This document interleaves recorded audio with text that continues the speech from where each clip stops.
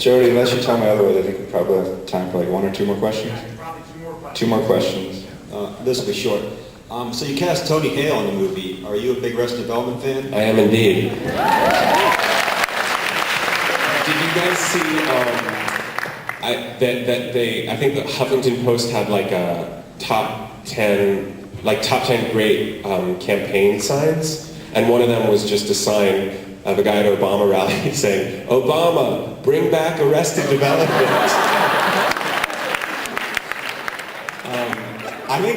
I think that show is quite brilliant. I actually tested for Tony's role, weirdly, like audition lore. And the creator of the show, this great guy Mitch Hurwitz, called me and he's like, "You're just not weird enough. Like we're looking for like someone really, really strange." And Tony's so brilliant on that show, Buster, like he's the greatest, right? And I met him in LA and he's the nicest guy in the entire world, and he's so not like that, but he's really used to playing goofy roles. And I had to have this talk with him because I think he was nervous about being the romantic guy. Like, I describe that role as someone who goes from a character actor to a leading man in front of your eyes, to put it in like actor parlance. And Tony never been the leading man. I don't know that he's played like a romantic scene except with like Liza Minnelli, like as a joke. Right? And I'm having him like seduce Malin Ackerman, like it's this great thing. And I had to tell him, I was like, "Tony, you know, I don't think of you as this goofy character actor. You're like super charming, you're funny, you're smart, you're handsome." Like, I really had to give him like a pep talk, you know, so he could grow into this part I wanted him to play. But I think that, you know, he really knocks it out of the park. I think it's such a lovely performance. We got a last question. Last question? Is there a hand somewhere? Hello. So this is your fledgling writing thing. Word sense. I love the movie, by the way. Thanks. But as your fledgling writing... You had to say it again.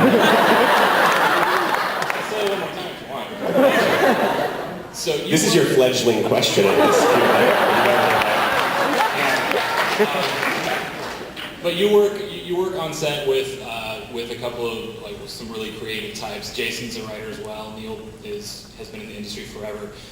Did you ever think to get notes from them on that, or go to any of the crew, or did you kind of sequester the project to yourself and like? We have this amazing director who's a very dear friend of mine named Pam Fryman. She directs all of the episodes. She read early drafts of the script. She and my editor came and saw a rough cut of the movie, the very first one we showed. I learned a lot about on-set behavior and decorum and just setting the tone from her, because she's an incredible director and just an incredible person. And she showed me that on sets there's like a trickle-down effect from the director, and she has such integrity and she's so funny, she keeps it loose, but you also get your work done. And so I learned a lot from her. Jason, this is maybe interesting to you. In between the first season and second season of How I Met Your Mother, Jason got a house in Hawaii for a month, and people just came out and visited him. And I came out there for a week, and he was writing Forgetting Sarah Marshall, and I was writing Happythankyoumoreplease, which is really cool. We always talk about that, like, oh, we sat around and drank too much beer and wrote these scripts, like. And they're both in the world. I mean, that's really exciting. He saw a rough cut, you know, I would ask people questions like my first AD and things like that, like about really, like I hadn't been. It was really my fledgling effort. Like I was getting terms wrong. My first AD, like this guy Mike Better, he pulled me aside one time and he goes, "You keep saying."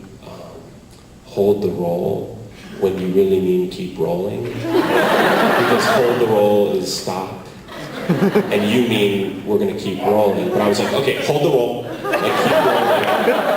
And he's like, yeah, the crew, you should use the right terms or they'll turn on you. So I was, it was my fledgling. No, I mean, I love that. And now there's all these kids on our set. Everyone has kids. Like, it's an amazing thing to go through.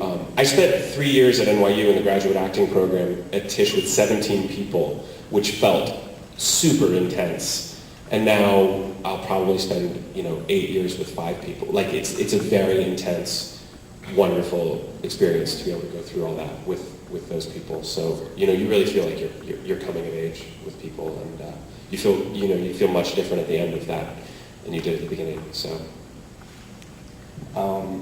Couple quick thank yous before we conclude. First, I'd like to thank you for creating this amazing film and bringing us together.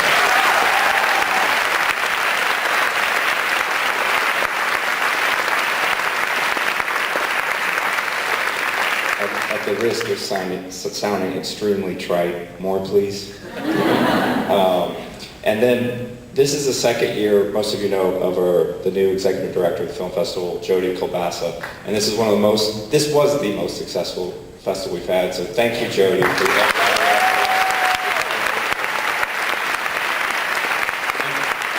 And seriously, thanks for having me in the film. It's great to be here. Really, thank you. And a couple quick more. I know this is going to be short, but it sounds like that. Thank you for an audience. I mean, I've seen the movie play a lot of places. You guys are one of the absolute best audiences, and it's so great for filmmakers to get feedback like this, because I keep telling people the best way to see a film, because they're shared experiences, with a full audience, and so this is the best possible way for us to see people enjoy the film. Can you guys go to our Facebook page? We have a Facebook page on the movie, and is it called Friending? Or fanning? I think you can become a fan. So if you could go to that, that'd be great. And this festival doesn't just happen. So many people put a lot of time into it. So I especially want to thank Jenny Mays, Aaron Hall, Wes Harris, who helped particularly with the screening, and outstanding volunteer coordinator and one of my best friends for 25 years, Katie Bailey, who's up on the balcony. And then also just the interns and the volunteers who do things for free, and they work tirelessly, and things run so smoothly because of them. So we can't thank you guys enough. If you see anybody wearing the t-shirts or know who they are, just thank them, because a lot of the success was because of them. And Anchor Bay Films will let us bring it here. And just as a reminder, February 18th, we open in New York and LA. So thanks so much, everybody.